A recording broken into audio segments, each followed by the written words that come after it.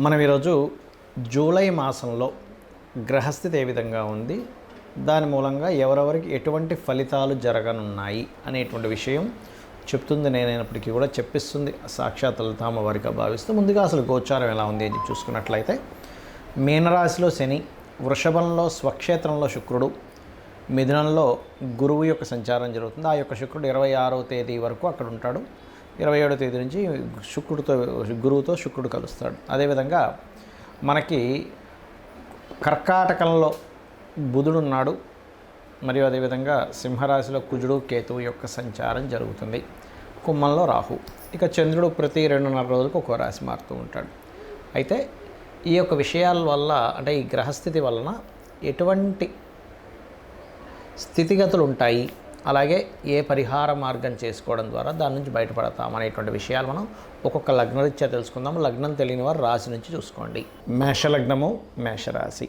మీకు మీ యొక్క లగ్నాధిపతి పంచమ స్థానంలో కేతువుతో కలిసి ఉన్నాడు. కాబట్టి ఇక్కడ మీరు ముఖ్యంగా జాగ్రత్త తీసుకోవాల్సింది ఏమిటి అంటే, ప్రధానంగా ఎవరైనా సరే సంతానం కలగట్లేదు అని ఐయుఐలు ఐవీఎఫ్లు చేయించుకునేటువంటి వారు కాస్త జాగ్రత్తగా ఉండాలి. ఇది ప్రధానంగా తీసుకోవాల్సిన అంశం. రెండవది ఫ్రెండ్స్తోని షేర్ మార్కెటింగ్ రిలేటెడ్ సంబంధించినటువంటి అంశాలలోని, మరియు ఏదైనా ఒక ఇంపార్టెంట్ డెసిషన్స్, ముఖ్యంగా రాజకీయ నాయకులు మరింత జాగ్రత్తగా నిర్ణయం తీసుకోవాల్సినటువంటి పరిస్థితి ఉంది ఇక్కడ. అదేవిధంగా ధనస్థానంలో ధనాధిపతి, ఫైనాన్షియల్గా మంచి గ్రోత్ ఉంటుంది, ఫైనాన్షియల్గా రావాల్సిన డబ్బులు కూడా వస్తూ ఉంటాయి. వ్యాపారంలో లాభాలు కూడా ఇస్తాడు ఈ కాంబినేషన్ అనేటువంటిది, దానిలో ఎటువంటి డౌట్ లేదు. కాకపోతే కాస్త 3లో గురువు ఉన్నందుకు కొన్నిసార్లు అంటే గతంలో ఏర్పడినటువంటి చిన్న చిన్న మిస్అండర్స్టాండింగ్స్, డిస్ప్యూట్స్ లాంటివి క్లియర్ అవ్వడానికి ఇది తోడ్పడుతుంది. అలాగే 26వ తేదీ లోపల, జూలై 26వ తేదీ లోపల మీకు రావాల్సిన ధనం కూడా కొంతవరకు రావడం, కొంత ఫ్రీ హ్యాండ్ అంటారు, అంటే కొంతవరకు ఫ్రీ అవుతారు మీరు. కాకపోతే 4వ స్థానంలో 6వ అధిపతి ఉన్నందుకు బిజినెస్ లోన్స్ వస్తాయి, అందులో ఎటువంటి సందేహం లేదు. కాకపోతే ఎంతైనా శత్రుక్షేత్రంలో ఉన్నాడు కాబట్టి ఆ యొక్క బుధుడు విద్యాపరమైనటువంటి విషయాల్లో కొంత స్ట్రెస్ కూడా ఉంటుంది. కాస్త కొత్తగా ఎవరినైనా ఫ్రెండ్షిప్ చేసుకునే విషయంలోని, ప్రేమ వ్యవహారాల విషయంలోని, షేర్ మార్కెట్లో తొందరపాటు నిర్ణయం తీసుకోవడం ఇట్లాంటివి చెయ్యకండి దయచేసి.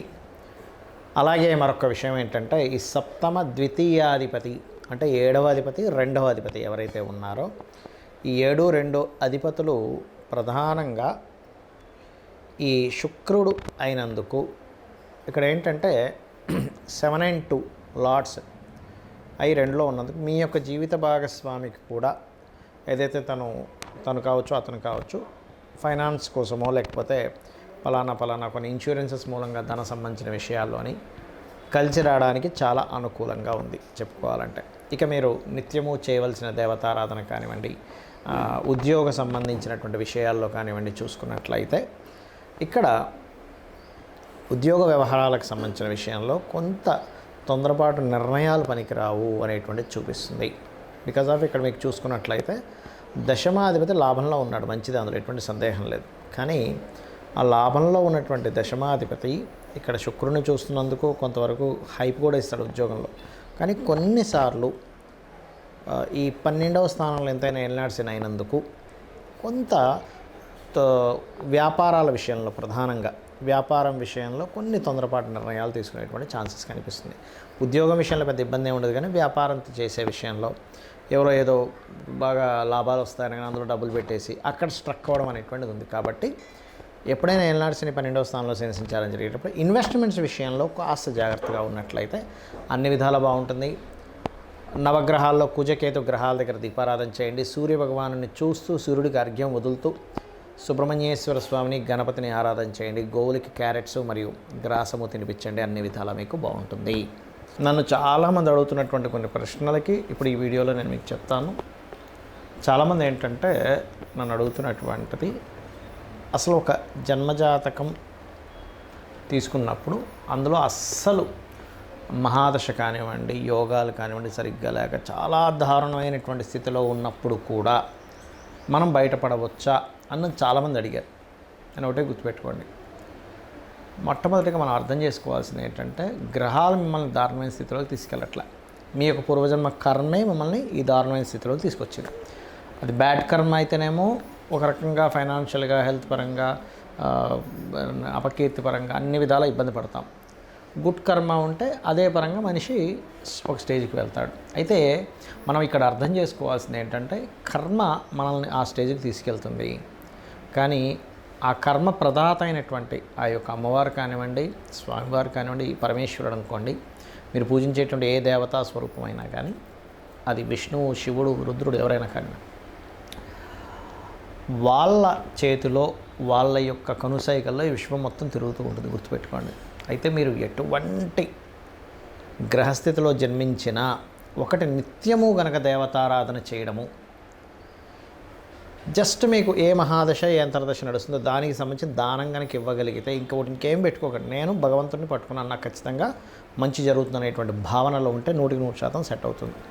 ఇక రెండవ ప్రశ్న ఏంటంటే, కొంతమంది ఈ మధ్య నన్ను అడిగారు, ఏమండి ఇప్పుడు ఇవాళ రేపు ఎక్కువ సిజరన్స్ అవుతున్నాయి కదా, సిజరన్లో పుట్టినటువంటి వ్యక్తికి కూడా గ్రహాల యొక్క ప్రభావం పడుతుందా అని.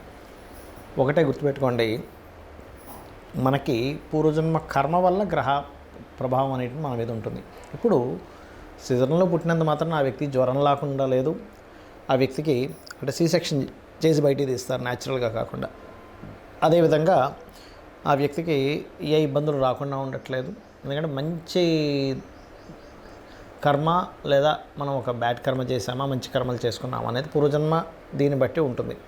అయితే ఇక్కడ మరొక క్వశ్చన్ దీనికి అనుసంధానంగా ఏమడుగుతున్నారంటే, ఇప్పుడు మనం పెట్టినటువంటి ఒక ముహూర్తంలో పెట్టుకుంటాం. అంటే చాలామంది అడుగుతుంటారు, ఏమండి ఇలాగా న్యాచురల్ డెలివరీ అవ్వదు, సో మీరు ఎవరినైనా పురోహితుల్ని లేకపోతే ఆస్ట్రాలజర్ని కనుక్కొని పలానా 1 వీక్లో మీరు ఒక మంచి రోజు చూసుకొని చేసుకోండి, పలానా టైం అని చెప్తూ ఉన్నప్పుడు ఆస్ట్రాలజర్ని సర్వసాధారణంగా తల్లిదండ్రులు వాళ్ళు పడ్డ కష్టాలు కాకుండా వాళ్ళ పిల్లలైనా బాగుండాలనేటువంటి ఒక మంచి ఆలోచనతో వస్తారు.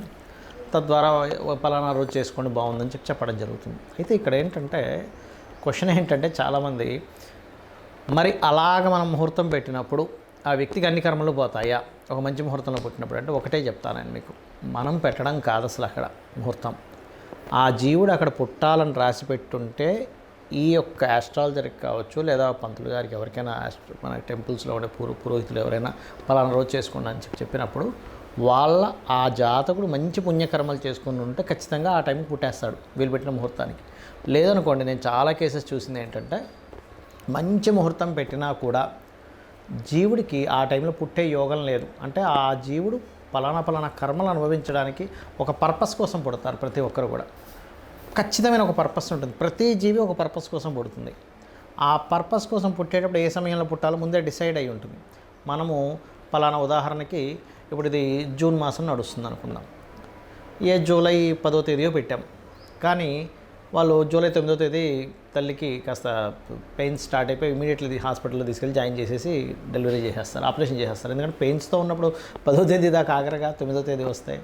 ఆ రకంగా జరుగుతుంది, గుర్తుపెట్టుకోండి. కానీ సర్జరీ చేసినప్పుడు పుట్టిన అంటే C-సెక్షన్లో పుట్టిన న్యాచురల్గా డెలివరీ అయినా ముందే ఫిక్స్డ్. కాకపోతే ఏంటంటే కొంచెం వీళ్ళు చేసుకున్న పుణ్యం ఉంటుంది, తల్లిదండ్రులు చేసుకున్న పుణ్యకర్మలు ఏవైనా ఉంటాయి, అవి కొంతవరకు వీళ్ళని సరైన సమయంలో పుట్టేలాగా కూడా తోడ్పడుతుంది. అయితే ఇక్కడ చాలామంది ఏంటంటే భయపడుతున్న అంశాలు ఏలినాడు శని, కాలసర్ప యోగం, ఇది చాలా పెద్ద ఎఫెక్ట్ ఇస్తుంది అనేటువంటిది ఒక మిత్తులో ఉంటున్నారు. ఒకటి గుర్తుపెట్టుకోండి, నేను చాలా వీడియోలు చెప్పాను, మళ్ళీ చెప్తున్నా. 180 మంది ప్రెసిడెంట్ల జాతకాలు నెట్లో నేను సెర్చ్ చేసి చూశాను. అందులో 90% ఆఫ్ ఈ యొక్క ప్రెసిడెంట్లకి కాలసర్ప యోగం ఉంది. అంటే ఒక్కసారి మనం ఆలోచించినట్లయితే, మరి వాళ్ళు ప్రెసిడెంట్లు అయ్యారే కాలసర్ప యోగం ఉన్నప్పుడు మనం ఎందుకు మన జీవితం ఏదో పాడైపోతుందని ఆలోచిస్తున్నాము అనే ఒక్క చిన్న లాజిక్ పాయింట్ మీరు అర్థం చేసుకుంటే సెట్ అవుతుంది. అంటే ఎందుకు అంటే, వాళ్ళ పర్సనల్ చార్ట్స్లో ఓ దేశానికి నాయకుడు అయ్యే యోగం ఉంది. కొంతమందికి కాలసర్ప యోగం ఉన్నప్పుడు మంచి డాక్టర్స్ అయ్యారు, మంచి లాయర్లు అయ్యారు, IASలు IPSలు కూడా ఉన్నారండి. ఇంకా చెప్పాలంటే అంటే ఏమిటి అంటే, వాళ్ళ కాలసర్ప యోగం కేవలం మనకు శాస్త్రంలో చెప్పింది ఏమిటి అంటే, మీకు చాలా స్పష్టంగా నేను చెప్పబోయేది ఒకటే, కేవలం ఇది దేశకాల పరిస్థితులకు మాత్రమే కాలసర్ప యోగాన్ని చూడాలి, జన్మజాతకానికి అసలు అప్లై చేయకూడదు. గుర్తుపెట్టుకోండి. ఏమండి లేదండి నాకు దానివల్ల అవుతుంది, అదంతా మిమిత్తని చెప్తాను నేను. ఖచ్చితంగా మీ యొక్క నెగటివ్ థింకింగ్ వల్ల అలా అనిపిస్తుంది, దీనివల్లే అవుతుందేమో అని. కానీ వేరే వేరే కారణాలు ఉంటాయి, సంపాదించలేకపోతున్నాము. సెకండ్ లార్డ్ ఎక్కడో ఇబ్బంది పడి ఉంటాడు, ఉద్యోగం రావట్లేదండి కాల్సప యోగం వల్ల. మీ 10th లార్డ్ చూడండి ఫస్ట్, మీ 10వ అధిపతి ఏమిటి, ఎలా ఉంటుందంటే అన్నిటికీ కూడా తలనొప్పి వచ్చిన కాళ్ళకి ఆయిల్ రాసుకున్నట్టుగా ఉంటుంది పరిస్థితి. కాబట్టి అలా కాదు. 10వ అధిపతి ఏమిటి, వివాహం అవ్వట్లేదు కాల్సప యోగం అనుకుంటారు, కాదు. మీ 7వ అధిపతి ఎలా ఉన్నాడు, వివాహ జీవితంలో గొడవలు అయిపోతున్నాయి, విడాకులు అయిపోతున్నాయి. 12వ అధిపతి ఎలా ఉన్నాడో చూడండి. ఆరోగ్యం బాగాలేదు. 4, 5, 6 అధిపతులు ఎలా ఉన్నారో చూడాలి. ఇలా ఒక్కొక్క దానికి పర్టికులర్గా శాస్త్రంలో కొన్ని ఫార్ములాస్, కొన్ని భావాలు చెప్పబడింది. అలాగే ఏలినాడు శని విషయంలో కూడా మీరు గుర్తుపెట్టుకోండి, ఎప్పుడు కూడా శని అనగానే వెంటనే మనం నెగిటివ్గా వెళ్ళిపోయి నాకేం కలిసి రాదు, నేను ఏం చేసినా కలిసి రాదు, అది కాదు. కర్మకారకుడు, కర్మప్రదాత, ఆయనకి ఒక పోర్ట్ఫోలియో ఇవ్వడం జరిగింది. మీ మంచి చెడు కూడా ఆయన ఇస్తాడు.